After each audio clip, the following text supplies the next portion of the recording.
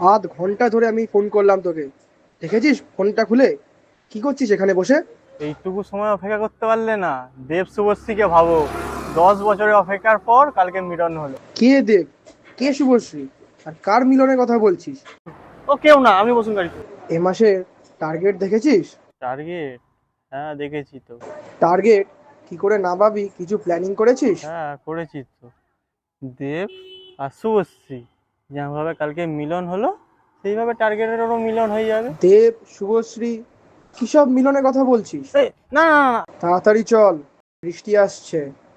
এটা বৃষ্টি না, এটা হলো চোখের জল। কার চোখের জল? রাজ আর রুক্মিণীর দুজনের চোখের জল।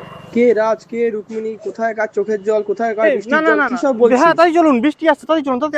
কিরে, ইনসেনটিভ ঢুকেছে? এই সবে মাত্র ঢুকলো ইনসেন্টিভ। চালিয়ে যা, চালিয়ে যা। কি বললে? কেন, ইনসেনটিভ ঢুকেছে বললাম। না না, তারপরে কি বললে?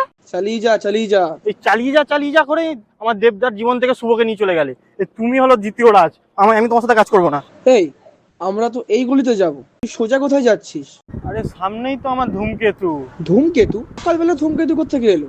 ধূমকেতু তো রাত্রিবেলা দেখা যায়। সোজাই যাবো আমি এখন, দেবের পথেই যাবো।